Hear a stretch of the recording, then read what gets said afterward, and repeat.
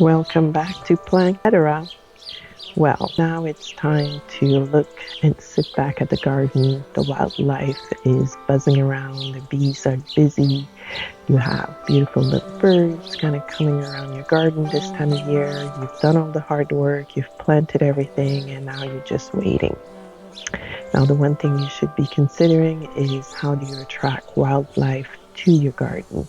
Bees, birds, things that are really going to help your garden to continue to flourish.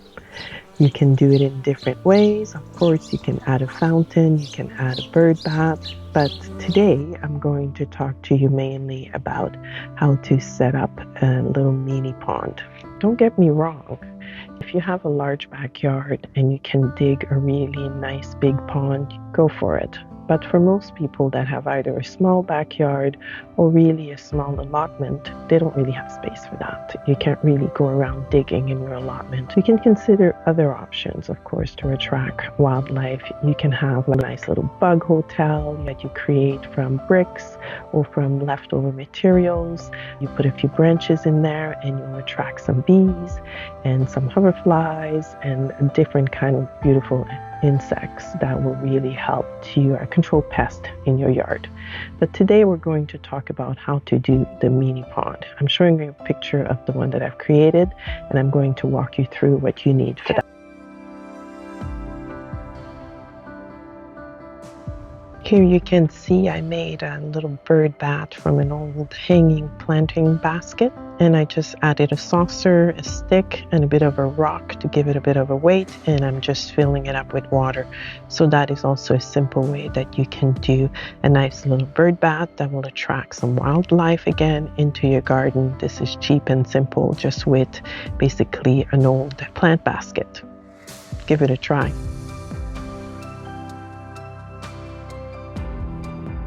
Now, to create your mini pond, it's quite simple actually. You will need a small container. You can use a bucket. You can also use just a large basin.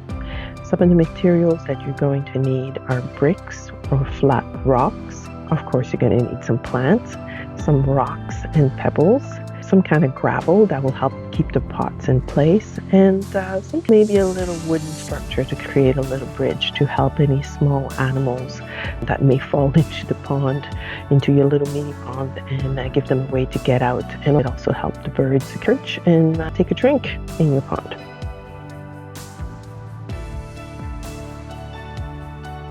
Now for the planting, you'll need to go to your local nursery, of course, and wander around and look at the different pond materials that are there, pond planting.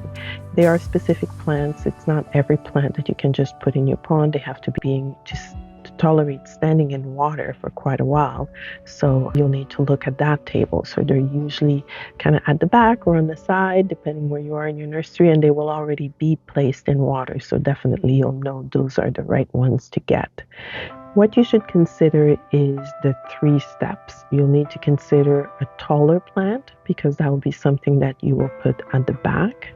You will need something that maybe flowers, something that will give some color, and you'll need something like that floats and covers a little bit of the water and also helps with algae and buildup. So those are 3 categories. So something for height, something that would flower, and something low and that floats in the water to help with algae.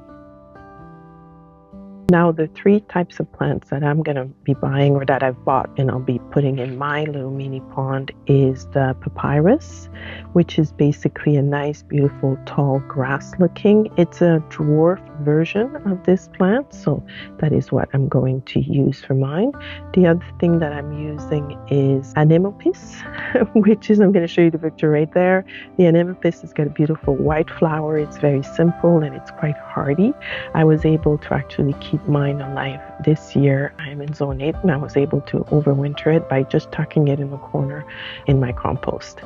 And then for my floating plant, I'm using water clover, which is beautiful. It's got the 4 little leaves on there. It really adds a little punch to the little mini pond.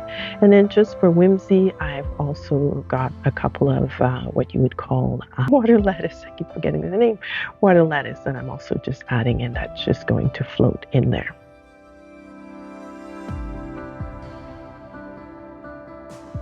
There is a lot of other plants that you can consider for your little mini pond. For your floating plant, there's something called duckweed. It's very small. It's quite light. You can also use some of that. Some hornwort, which is also very feathery looking kind of plant that you can add. For the tall and more that tropical look again, of course, you can add the papyrus that I showed you. You can have some cannas. That's a pretty big plant. If you have a bigger container, you could use some of that. And some taro also, again, that can be very tall, but that will add some height.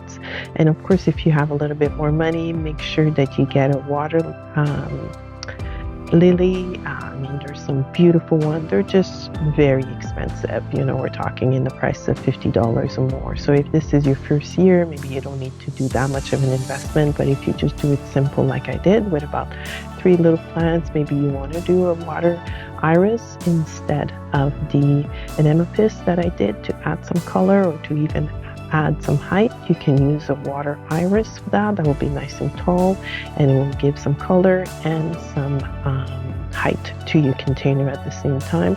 So, and some creeping Jenny. It's got a little yellow flower. And then those are all plants that you can consider to add some color and some beautiful accent to your pond.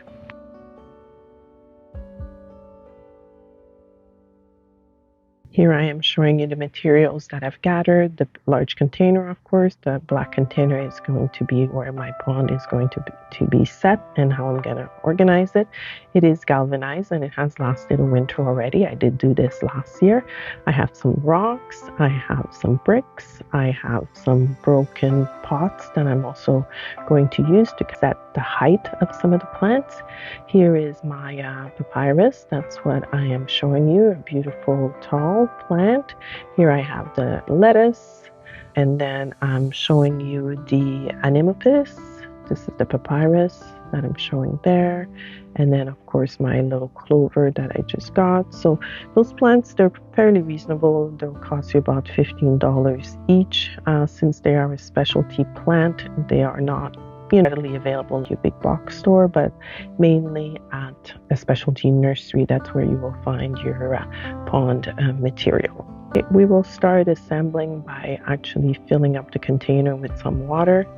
If you have rainwater, that would be the best, but in my case, I didn't have any rainwater, so I am just going to use regular tap water, the hose water. That's all I'm going to use, but like I said, rainwater is best because it is already kind of softened. If you have chlorine in your water, you should let it sit for a few days, but I'm not really following my own advice here. I wanted to get this done on that day, so I'm just moving right ahead with this and getting it done. Okay, so we're going to get this going. I'm putting in the bricks and getting the bricks all laid out at the right height and where I think the plants are going to sit the best. This is basically a kind of a little bit of a game of Tetris. You just kind of settle everything in and see what works best for you and what you want it to really look like. There's no right or wrong. Certain plants need to be completely submerged. Some can be a little bit underwater, so you'll have to read the instructions on the particular plant that you get. But for the papyrus, I'm just setting it up to just be kind of above. I want it to have that height to it and give the container some structure that way. And I'm just going to be adding, I keep adding all the plants. And then again, I'm going to fill it all up with water. That is when you're really going to see how things kind of settle. So just keep filling it up to the right level. You may have to readjust your plants as needed, move some down, move some a little bit lower. In the case of the clover, it is the floating one, so it is the one that will be set the lowest out of the 3 plants that I'm putting in there. Of course, the water lettuce is just going to float on top. There's nothing special about that. So just continue filling it around, and I'm going to keep running this video here just to show you what I've done. But it's fairly simple and straightforward on how to put it together, and it really adds a punch to your little garden.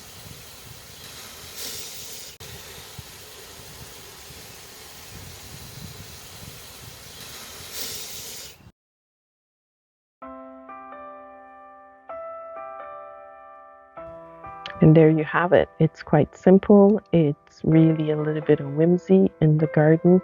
There's nothing too special about it. Now I'm adding the little bridge that I was telling you, just kind of a floating piece of driftwood. Is just to really help the little lizards that are in my garden. They're going to come and drink out of this, and I don't want them to die and kind of, dive in and not be able to get out. It's the same thing too for some of the birds. You want them to be able to kind of perch themselves somehow and have a drink of some of the water. So it is quite lovely. Try and find something that works for you that can create a little bridge. It could just be something that just kind of sits on the side, or you can also just pile up the rocks and make the rocks a little bit taller. That will also work. Once you're done filling everything and putting everything in place, just keep filling it up with water. And also what you'll do is I go to my allotment about once or twice a week, and every time I go, I check up on it and add some more water. You should do the same thing. If this is in your backyard and you see the water is getting low, just fill it up again. But usually it will last quite a bit, unless we have a very hot and dry summer, but you will fill up with rainwater, and you'll be able to really attract some beautiful insect into your garden. I almost forgot some mosquito dunks. So these are these little round donut looking mosquito repellent that you add to your pond. I use a half one. I mean, my container is not very big. I just put a half piece and I just let it sit. It's good for quite a number of weeks. It will really help reduce mosquitoes in your pond.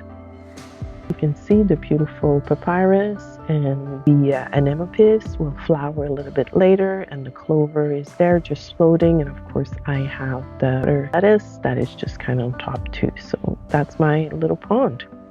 So happy gardening, and give this a try. Create a little pond for your garden.